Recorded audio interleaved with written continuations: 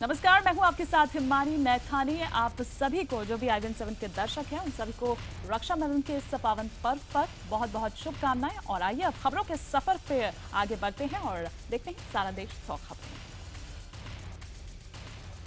शीना बोरा हत्याकांड को लेकर मुख्य आरोपी इंद्राणी मुखर्जी से देर रात तक खार पुलिस स्टेशन में पूछताछ चली। सूत्रों के मुताबिक इंद्राणी ने पूछताछ में ये कहा कि शीना का गला संजीव खन्ना ने दबाया था। शीना बोरा हत्याकांड में आरोपी इंद्राणी मुखर्जी को खार पुलिस स्टेशन से पूछताछ के लिए किसी अनजान जगह ले जाया गया। सूत्रों के मुताबिक इंद्राणी, संजीव खन्ना और ड्राइवर को पूछताछ के लिए रायगढ़ ले जाने की खबर है। वहीं पुलिस ने इंद्राणी और मिखाइल के DNA सैंपल्स ले लिए हैं ताकि ये पहचान हो सके रायगढ़ के जंगल में मिले अवशेष शीना के ही शव के थे या फिर नहीं। मुंबई पुलिस अवशेषों की फॉरेंसिक जांच करा रही है, जिसका मिलान इंद्राणी और मिखाइल की DNA रिपोर्ट से होगा। शीना हत्याकांड में राहुल मुखर्जी भी जांच के दायरे में है। दरअसल पुलिस के मुताबिक राहुल कुछ जानकारी छिपा रहा है। शीना का पासपोर्ट देहरादून में मिला है, जबकि वो ये बता रहा है कि उसे कहा गया था कि शीना अमेरिका गई हुई है। पुलिस के मुताबिक शीना के सौतेले पिता संजीव खन्ना ने भी वारदात में शामिल होने की बात कबूल कर ली है। आरोप है कि उसने इंद्राणी के साथ मिलकर शीना की हत्या की थी और बाद में शव को रायगढ़ ले जाकर ठिकाने लगा दिया था। आरोपी संजीव खन्ना ने पुलिस को यह बताया कि वो हत्या के दिन अपनी बेटी को मुंबई लेने आया था। संजीव का यह कहना है कि खून ड्राइवर ने किया है। दूसरी तरफ ड्राइवर श्याम राय का यह कहना है कि वो तो सिर्फ कार चला रहा था और शीना का खून इंद्राणी मुखर्जी और संजीव खन्ना ने ही किया है। संजीव ने पुलिस को यह बताया है कि जिस कार में कत्ल हुआ था वो कार उसने इंद्राणी के पास कभी नहीं देखी थी। पुलिस को शक है कि कत्ल के लिए कार को किराए पर लिया गया होगा, क्योंकि किसी भी आरोपी को याद नहीं है कि कार कौन सी थी। सूत्रों के मुताबिक इंद्राणी ने शीना के कत्ल की साजिश संजीव और ड्राइवर श्याम राय को कॉन्फ्रेंस कॉल पर करके की थी। इधर 24 अप्रैल 2012 से पहले इंद्राणी ने करीब 1 दर्जन बार दोनों से कॉन्फ्रेंस कॉल पर बात की। मुंबई पुलिस को संजीव खन्ना के पास से थाईलैंड और नॉर्वे का वीजा मिला है। पुलिस सूत्रों के मुताबिक संजीव विदेश भागने की तैयारी में था। इंद्राणी मुखर्जी के पूर्व पति संजीव खन्ना को 30 अगस्त तक के लिए मुंबई पुलिस की हिरासत में भेज दिया गया है। इधर पुलिस संजीव खन्ना को रायगढ़ के उस जगह पर ले जाएगी जहां पर 24 अप्रैल की रात को शीना की हत्या कर दी गई थी। संजीव शर्मा, इंद्राणी मुखर्जी और ड्राइवर श्याम, तीनों आरोपियों को 31 अगस्त तक पुलिस हिरासत में रखा गया है। पुलिस ने अदालत में आरोप ये लगाया है कि खन्ना ने इंद्राणी की 24 वर्षीय बेटी शीना की हत्या और उसकी साजिश में सक्रिय भूमिका निभाई थी। शीना मर्डर केस में मुख्य आरोपियों में से एक इंद्राणी अब तक पुलिस की मदद नहीं कर रही है। लिहाजा पुलिस ने शुक्रवार को इंद्राणी के मौजूदा पति और स्टार इंडिया के पूर्व CEO पीटर मुखर्जी को बुलाकर इनसे इंद्राणी का सामना करवाया। बताया यह जा रहा है कि इंद्राणी पुलिस पूछताछ में जिस तरह से मदद नहीं कर रही, उसके बाद पुलिस उस पर आपराधिक साजिश की धारा 120 भी जोड़ने की तैयारी कर रही है। शीना मर्डर केस के तीनों आरोपियों संजीव खन्ना, इंद्राणी मुखर्जी और ड्राइवर श्याम पर किडनैपिंग, मर्डर और सबूत मिटाने की धारा लगी हुई है।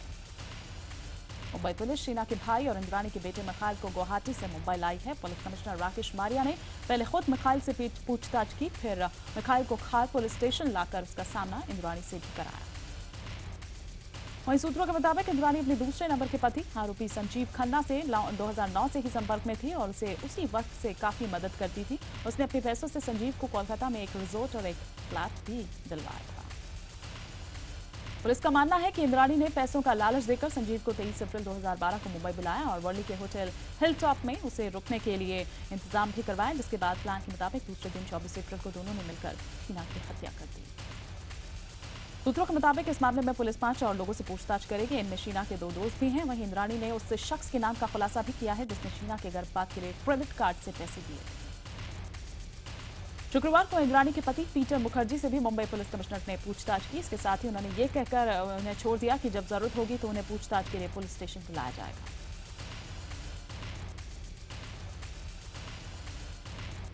मुंबई पुलिस शीना के अवशेष के आधार पर उसके चेहरे का पुनर्निर्माण करेगी। इसके अलावा वारदात में इस्तेमाल गाड़ी और हथियार को ढूंढने के लिए तलाशी अभियान चला रही है। मुंबई पुलिस के सूत्रों के मुताबिक शीना इंद्राणी के एक बेहद करीबी शख्स के साथ दक्षिण पूर्व एशियाई देशों की यात्रा पर गई थी और उससे बने रिश्ते की वजह से मां बनने वाली थी। इंद्राणी ने इस करीबी से बने रिश्ते को लेकर शीना से बात की थी। शीना ने इस मामले में इंद्राणी को न केवल सब कुछ सच बताया, बल्कि ये भी बताया कि वो अब इस रिश्ते से मां बनने वाली है। शीना के बर्थ सर्टिफिकेट के बाद अब उसका स्कूल सर्टिफिकेट मिला है। इसमें भी पिता के नाम की जगह उसके नाना उपेंद्र बोरा का नाम लिखा है। हालांकि उपेंद्र बोरा साफ कर चुके हैं कि शीना इंद्राणी के पहले पति सिद्धार्थ दास की बेटी थी। शीना की मर्डर मिस्ट्री को सुलझाने के लिए मुंबई पुलिस इंद्राणी मुखर्जी, शीना और मिखाइल के बैंक खातों को भी खंगालने जा रही है। इसके साथ ही पुलिस पीटर मुखर्जी और उनके बेटे राहुल के अलावा शीना के नाना नानी के बैंक खातों की भी जांच करेगी। कुछ दिनों से इंद्राणी और पीटर के रिश्तों में भी तल्खी आ गई थी। इंद्राणी के पास पीटर की एक मोटी रकम थी, लेकिन मांगने पर वो लौटा नहीं रही थी, जिस पर दोनों में तनातनी शुरू हो गई। वहीं विधि ने विदेश में पढ़ाई के दौरान जॉइंट अकाउंट से एक बड़ी रकम बिना बताए खर्च कर दी। पीटर के पूछने पर इंद्राणी भड़क गई और कहा कि उसे पता है कि पीटर अपनी निजी जिंदगी में क्या कर रहे हैं। शीना हत्याकांड में जांच को रफ्तार देने वाला एक अहम सबूत मुंबई पुलिस के हाथ लगा है। 6 घंटे की गहन तलाशी के बाद पुलिस को रायगढ़ के जंगलों से शीना के शव के अवशेष भी मिले।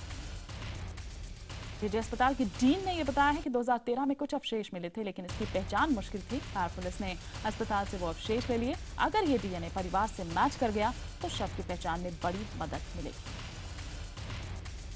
उधर वरिष्ठ पत्रकार वीर सांघवी का यह दावा है कि इंद्राणी अपने पिता उपेंद्र बोरा की सगी बेटी नहीं है। सांघवी के मुताबिक उसके सौतेला पिता भी उसका यौन शोषण करते थे। उसकी मां दुर्गा इससे इंद्राणी को बचा नहीं सकी। इसी के चलते इंद्राणी कम उम्र में घर छोड़कर भाग निकली। गृह मंत्री राजनाथ सिंह ने शुक्रवार रात को पीएम मोदी से मुलाकात की। माना यह जा रहा है कि इस दौरान दोनों के बीच वन रैंक वन पेंशन के मुद्दे पर चर्चा हुई। सूत्रों के मुताबिक राजनाथ सिंह ने पूर्व सैनिकों के प्रतिनिधिमंडल से हुई मुलाकात का पूरा ब्यौरा पीएम को दिया। बिहार में एनडीए के दलों में सीटों के बंटवारे पर पेंच अभी भी फंसा हुआ है। बीजेपी फिलहाल सभी सहयोगियों से अलग अलग बातचीत कर रही है, लेकिन सूत्रों का यह कहना है कि सितंबर के मध्य तक ही अंतिम फैसला हो पाएगा। इस मुद्दे पर 31 तारीख को बैठक बुलाई गई है। बिहार के मुख्यमंत्री नीतीश कुमार ने शुक्रवार को छात्रों के लिए क्रेडिट कार्ड समेत ढेर सारी योजनाओं का ऐलान किया। युवाओं को उद्यमी बनाने के लिए 500 करोड़ के वेंचर कैपिटल फंड के ऐलान के साथ ही उन्होंने सभी स्कूल्स और कॉलेजेस में मुफ्त वाईफाई देने का भरोसा दिया। बिहार में एक भी सीट नहीं मिलने से नाराज समाजवादी पार्टी अकेले ही चुनाव लड़ सकती है। महागठबंधन में शामिल एसपी कितनी सीट पर चुनाव लड़ेगी, इसका ऐलान आज हो सकता है। वहीं बहुजन समाज पार्टी ने बिहार की सभी सीट्स पर उम्मीदवार उतारने की तैयारी की है। सीतामढ़ी के नेपाल सीमा पर बसे परिहार प्रखंड में बीएसपी ने शक्ति प्रदर्शन किया। पार्टी के कद्दावर नेता मेहराज सिंह ने नीतीश, लालू के साथ ही जीतन राम मांझी और बीजेपी पर निशाना साधा। बिहार में एनसीपी तीसरे मोर्चे के गठन की कोशिश में है। पार्टी के सांसद तारिक अनवर ने यह कहा है कि वो वामपंथी मोर्चे से लेकर तमाम दूसरी छोटी पार्टियों के नेताओं से संपर्क कर रही है। 30 अगस्त को पटना के गांधी मैदान में महागठबंधन की स्वाभिमान रैली होनी है। रैली को सफल बनाने के लिए आरजेडी के युवा नेता तेजस्वी यादव ने हरी झंडी दिखाकर प्रचार रथ को रवाना किया। समस्तीपुर में लोक जनशक्ति पार्टी के कार्यकर्ता सम्मेलन में एक महिला कार्यकर्ता ने हंगामा खड़ा कर दिया। इसके बाद भीड़ को काबू में करने के लिए पुलिस को हल्का बल प्रयोग करना पड़ा। इस सम्मेलन में केंद्रीय मंत्री रामविलास पासवान और उनके सांसद बेटे चिराग पासवान शिरकत कर रहे थे। बिहार के पूर्व मुख्यमंत्री जीतन राम मांझी की पार्टी हिंदुस्तान इंसानी आवाम मोर्चा की रैली में एक शख्स की मौत हो गई। पार्टी के जिला संगठन सचिव देवनाथ सिंह ने जैसे ही अपना भाषण खत्म किया, उसके बाद उनकी अचानक मौत हो गई। इस रैली में मांझी शामिल नहीं हुआ है। दिल्ली सरकार पूर्व मुख्यमंत्री शीला दीक्षित के खिलाफ 400 करोड़ के पानी के टैंकरों की खरीद फरोख्त के घोटाला मामले में केस दर्ज करा सकती है। केजरीवाल सरकार ने करीब 1.5 महीने पहले जांच बिठाई थी, जिसमें आरोप सही साबित हुए। शीला दीक्षित के अलावा जल बोर्ड के पूर्व उपाध्यक्ष मतीन अहमद, भीष्म शर्मा और शीला सरकार के उस वक्त के कई अधिकारियों के खिलाफ केजरीवाल सरकार एफआईआर दर्ज कराने की तैयारी कर रही है। जम्मू के आरएसपुरा सेक्टर और अरनिया सेक्टर में सीमा पार से हुई फायरिंग में 3 लोगों की मौत हो गई, जबकि 16 इसमें गंभीर रूप से घायल हो गए हैं। गांव वाले ये मांग कर रहे हैं कि पाकिस्तान को अब सबक सिखाया जाए। हादसे की खबर मिलने के बाद राज्य के उप मुख्यमंत्री निर्मल सिंह घायलों को देखने के लिए अस्पताल पहुंचे और मदद का भरोसा दिलाया।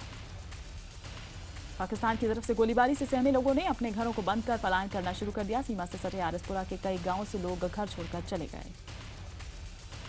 सरहद पर पाकिस्तान की ओर से की जा रही फायरिंग के विरोध में नेशनल पैंथर्स पार्टी ने जम्मू में विरोध प्रदर्शन किया। सीज फायर तोड़ने को लेकर पाकिस्तान के खिलाफ नारेबाजी की गई। पाकिस्तान ने सीज फायर उल्लंघन के मामले में भारतीय उच्चायुक्त को समन भेजा है। पाकिस्तानी आर्मी के मुताबिक भारतीय सैनिकों की फायरिंग में 6 पाकिस्तानी नागरिकों की मौत हो गई और 22 महिलाओं समेत 46 लोग घायल हुए हैं। फैजाबाद से जिंदा पकड़े गए पाकिस्तानी आतंकी सज्जाद हुसैन को 5 दिनों की पुलिस रिमांड में भेज दिया गया है। वहीं गृह मंत्रालय ने पाकिस्तानी आतंकी को लेकर जम्मू कश्मीर सरकार से रिपोर्ट तलब की है। सस्ती दरों पर धार्मिक किताबें छापने वाला गोरखपुर का गीता प्रेस बंद होने के कगार पर पहुंच चुका है। प्रबंधन और कर्मचारियों के बीच तनातनी की वजह से छपाई का काम ठप है। गीता प्रेस सिर्फ प्रकाशन गृह ही नहीं है, बल्कि यूपी समेत देश की धरोहर है। यहाँ से प्रकाशित होने वाली पत्रिका कल्याण में तमाम साहित्यकारों के अलावा राजनीति की महान हस्तियां भी छपती रही हैं। सारा देश हॉकी के जादूगर मेजर ध्यानचंद के जन्मदिन को खेल दिवस के रूप में मना रहा है, लेकिन उनके बेटे अशोक ध्यानचंद निराश है। दरअसल कई सालों की घोषणा के बाद भी अब तक मेजर ध्यानचंद को भारत रत्न नहीं दिया गया। सीतापुर में खाद्य विभाग की टीम ने प्रेम नगर में मौजूद रियल जूस की एजेंसी पर छापा मारा है। टीम ने रियल जूस के पैकेट्स को अपने कब्जे में लेकर जांच पड़ताल की। गुड़गांव पुलिस के जवान के घर से 5 करोड़ की संपत्ति के कागजात मिले हैं। आय से अधिक संपत्ति मामले में पुलिस ने गिरफ्तार कर लिया। आगरा में 3 लुटेरों को महिला का पर्स छीनना भारी पड़ गया। दरअसल लोगों ने सड़क पर महिला का पर्स लूटने की कोशिश कर रहे लुटेरों को पकड़ लिया और उनकी जमकर धुनाई कर दी। सहारनपुर के थाना जनकपुर एक क्षेत्र में एक पति ने अपने सगे रिश्तेदार की बाजी से पीट कर हत्या कर पुलिस के सामने अपना गुनाह कबूल कर लिया।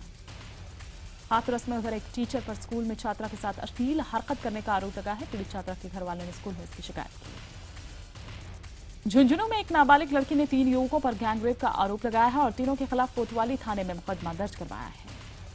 इलाहाबाद के जॉर्ज टाउन इलाके में 2 बच्चों को चुराकर भाग रहे एक साधु को लोगों ने पकड़ लिया। बच्चा चोर इस साधु को पब्लिक ने जमकर पीटा और पुलिस के हवाले कर दिया।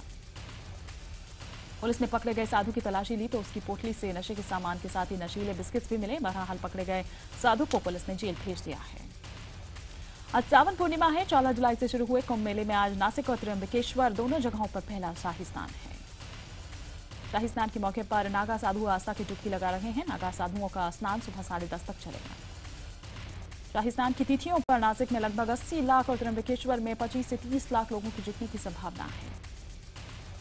नासिक कुंभ में अगस्त और सितंबर में 5 विशेष स्नान और शाही स्नान रहेंगे। 14 जुलाई से शुरू हुआ नासिक कुंभ का ये उत्सव 25 सितंबर को खत्म होगा।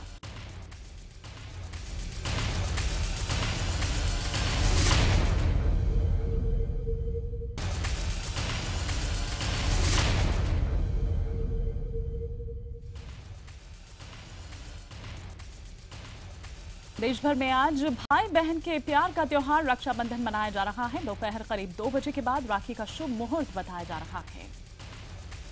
इसकी वजह यह है कि भद्रा में शुभ काम नहीं किए जाते। पंडितों के मुताबिक दोपहर तक भद्रा का साया है। रक्षाबंधन के चलते देश के तमाम बाजारों में रौनक है। यूपी के शाहजहांपुर में भी बाहर जो दुकानें हैं, बहनें दुकानों पर राखियां और मिठाइयां खरीद रही हैं। गोरखपुर में लोगों के बीच सोने और चांदी की राखियों को लेकर लोगों में क्रेज देखने को मिल रहा है। लोगों का यह कहना है कि एक पवित्र रिश्ते की डोर के साथ साथ एक अच्छी बचत भी हो जाती है। सोने की राखी 2,500 से 10 और 20,000 तक में मिल रही है, जबकि चांदी की राखी 100 रुपये से लेकर 5,000 रुपये तक में मिल रही है। हर साल की तरह इस साल भी रक्षाबंधन पर डीटीसी बसेस में सभी महिलाओं के लिए यात्रा मुफ्त रहेगी। सुबह 8 बजे से रात 10 बजे तक महिलाएं और 15 साल तक के बच्चे इस सेवा का इस्तेमाल कर सकते हैं। यानी कि एसी और जो भी बसेस बाकी हैं नॉर्मल, उनमें किराया देकर आप सफ़र कर सकते हैं। पर जहां पर ये सुविधा हर साल केवल शाम 5 बजे तक थी, वहीं इस साल ये सेवा सुबह 8 से लेकर रात 10 बजे तक जारी रहेगी। रक्षाबंधन के मौके पर उत्तराखंड सरकार ने प्रदेश की महिलाओं को एक तोहफा दिया है। रक्षाबंधन के त्योहार पर बहनें परिवहन निगम की बसेस में मुफ्त यात्रा कर पाएंगी। रक्षाबंधन को सुरक्षा बंधन के रूप में मनाने की प्रधानमंत्री की मुहिम के तहत वाराणसी के 51,000 लड़कियों और महिलाओं प्रधानमंत्री सुरक्षा बीमा योजना से इनको जोड़ा जा रहा है, जिसका पूरा खर्च वाराणसी बीजेपी उठा रही है। वहीं आपको बता दें कि जिस तरीके से हम यहाँ पर बता रहे हैं कि सुरक्षा बीमा योजना के तहत 2 पेजेस एक फॉर्म जो है वो भरा जा रहा है। इससे पहले 12 रुपए का ये प्रीमियम निकालकर शेष बचे धनराशि को एफडी कराई जा रही है।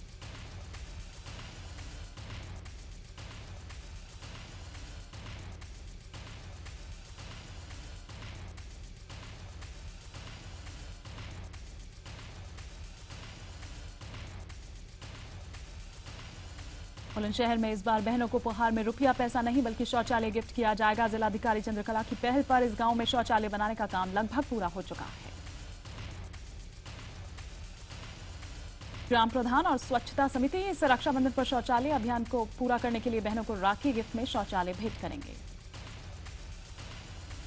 इधर दिल्ली के मुख्यमंत्री अरविंद केजरीवाल अपनी बहन से राखी बंधवाने के लिए हरिद्वार जा रहे हैं। केजरीवाल ट्रेन से जाएंगे। गोरखपुर में सशस्त्र सीमा बल के जवानों को बहनों ने राखी बांधकर उनको अपनी बहनों से दूर होने का एहसास कम करने की कोशिश की। इस मौके पर सेना के जवानों और अधिकारियों ने सबके साथ मिलकर डांडिया का भी कार्यक्रम किया। रक्षाबंधन के मौके पर सबसे ज्यादा राखियां सीमा पर 24 घंटे मुस्तैद रहने वाले जवानों को बांधी जाती हैं। इन्हीं जवानों को सलाम करते हुए जोधपुर के प्रतापनगर के निवासी सूरजमल पवार ने 21 फीट की एक अनूठी राखी तैयार कर बीएसएफ अधिकारियों को भेंट की। झुंझुनू जिले में कई बहनों ने अपने शहीद भाइयों को राखी बांधी। बहनों ने अपने शहीद भाइयों की प्रतिमाओं पर राखी बांधकर आशीर्वाद लिया। हर साल ये बहनें इसी तरह से अपने शहीद भाइयों को राखी बांधने आती हैं और इन बहनों के भाई आज इस दुनिया में नहीं है, लेकिन शहीद होकर वो अमर हो गए। महंगाई की मार के बीच इलाहाबाद में 10 राखी करने पर 1 किलो प्याज और 20 राखी खरीदने पर 1 किलो अरहर की दाल फ्री दी जा रही है। गाजियाबाद में राखी के त्योहार को स्पेशल बनाने के लिए नए ऑफर निकाले जा रहे हैं। गाजियाबाद में 1000 रुपए की राखियां खरीदने पर दुकानदार 1 किलो फ्री प्याज दे रहे हैं। कुल्लू घाटी के नीणू गांव में सबसे पहले देवर्षि नारद मुनि को राखी बांधने की परंपरा है। कुल पुरोहित पहले नारद मुनि को राखी बांधते हैं, जिसके बाद बहनें अपने भाइयों को राखी बांधती हैं। पाकिस्तानी देवता और सृष्टि के प्रथम संवाददाता कहे जाने वाले नारद को समर्पित रक्षाबंधन का नीणू लावण के रूप में मनाया जाता है। हर साल नीणू गांव में मनाए जाने वाले लावण में हजारों की संख्या में श्रद्धालु आते हैं। मध्य प्रदेश के हरदा में लड़के लड़कियों ने रक्षाबंधन के मौके पर एक अनोखी राखी बनाई है। 700 फीट लंबी ये राखी देश की अब तक की सबसे बड़ी राखी है। 700 फीट लंबी देश की सबसे बड़ी राखी। इसके पहले दक्षिण भारत में 666 फीट लंबी राखी बनाई गई थी। लड़कियों का यह कहना है कि उनकी ये राखी देश के उन जाबाज सैनिक भाइयों को समर्पित है, देश की सीमा पर हजारों बहनों की रक्षा के लिए जो दिन भर तैनात रहते हैं। राजस्थान में इस बार तंबाकू मुक्त राखी का पर्व मनाया जाएगा। राखी के त्योहार को तंबाकू मुक्त शपथ युक्त मनाने के लिए स्वास्थ्य विभाग ने विशेष रूप से राखी बनवाकर बांटने की तैयारी की है। कानपुर के नानाराव पार्क में जनजागृति मंच ने राखी की पूर्व संध्या पर पेड़ों को राखी बांधकर उनको बचाने का संकल्प लिया। जनजागृति मंच के कार्यकर्ताओं ने बूढ़े बरगद के पेड़ पर राखी बांधकर देश और प्रदेश को हरा भरा बनाने का संकल्प लिया। त्योहार के सीजन में मीठे के नाम पर आपके साथ खिलवाड़ तो नहीं हो रहा है, इसकी जांच के लिए खाद्य विभाग की टीम ने झांसी में छापेमारी की। खाद्य विभाग के साथ नगर निगम की टीम भी कार्रवाई के दौरान मौजूद रही। मिलावटी मिठाई की बिक्री रोकने के लिए खाद्य विभाग के अफसरों ने कई दुकानों पर छापा मारकर सैंपल्स भी उठाए। छापेमारी की कार्रवाई की वजह से व्यापारियों में हड़कंप मचा रहा। राखी पर बेचने की रखी गई जो पुरानी और खराब मिठाइयां हैं, फूड सेफ्टी डिपार्टमेंट ने छापा मारकर जब्त कर ली। मिठाइयों में मरे हुए और कुछ जिंदा कीड़े भी मिले हैं। सैंपल्स को जांच के लिए भेज दिया गया है। त्योहार के सीजन में ट्रेनें ओवरलोड चल रही हैं। सवाईमाधोपुर जिले के बरवाला रेलवे स्टेशन का जहां जयपुर बयाना ट्रेन जिसकी छत और गेट पर चारों ओर लोग जान की परवाह किए बगैर यात्रा कर रहे हैं। यहां रेल प्रशासन पूरी तरह से मूक दर्शक नजर आ रहा है। लोगों का कहना है कि त्योहारी सीजन में अतिरिक्त ट्रेन नहीं होने की वजह से ये नजारा आम है। प्याज की बढ़ी कीमतों के विरोध में कांग्रेस कार्यकर्ताओं ने पीएम नरेंद्र मोदी के संसदीय कार्यालय के सामने निःशुल्क प्याज बांटे। लगभग 100 लोगों को आधा किलो के पैकेट बांटे गए। साथ ही अनाज और प्याज के बढ़ते दामों के खिलाफ केंद्र सरकार के विरोध में जमकर नारेबाजी की गई। आम लोगों ने जब निःशुल्क प्याज के वितरण की बात सुनी तो भीड़ इकट्ठा हो गई। दिल्ली से सटे फरीदाबाद में पेट्रोल पंप पर 25 लीटर पेट्रोल भरवाने पर आधा किलो प्याज फ्री मिल रहा है और 200 लीटर डीजल भरवाने पर 1 किलो प्याज फ्री मिल रहा है। प्याज ही नहीं बल्कि दाल की बात करें तो यहां कीमतें आसमान छू रही हैं। पिछले 6 महीने में दाल की कीमत में करीब 40% की बढ़ोतरी हुई और जहां तक अरहर की दाल की बात करें तो 130 रुपए से 160 रुपए प्रति किलो बिक रही है, जबकि उड़द की दाल भी 110 रुपए के प्रति किलो तक बिक रही है। व्यापारी दाल के उत्पादन में कमी और जमाखोरी को वजह बता रहे हैं। व्यापारियों के मुताबिक जब तक नई फसल की दल बाजार में नहीं आती, दालों में रेट में गिरावट आना मुश्किल है। इसमें कम से कम 2 महीने का वक्त और लग सकता है। तो झारखंड के कोडरमा और धनबाद में छापेमारी कर बड़ी मात्रा में प्याज जब्त किया गया है। कोडरमा में एक घर में छापेमारी कर तकरीबन 200 क्विंटल प्याज जब्त किया गया है। जब्त प्याज की कीमत लगभग 10 लाख बताई जा रही है। खेल दिवस के मौके पर आज शाम को राष्ट्रपति भवन में राष्ट्रीय खेल पुरस्कार दिए जाएंगे। सानिया राजीव गांधी खेल रत्न पुरस्कार लेने के लिए दिल्ली पहुंच चुकी हैं। राष्ट्रपति भवन में प्रणब मुखर्जी करेंगे खिलाड़ियों और कोच को सम्मानित। 16 खिलाड़ियों को अर्जुन पुरस्कार, 3 को ध्यानचंद पुरस्कार और 5 को द्रोणाचार्य पुरस्कार दिया जाएगा।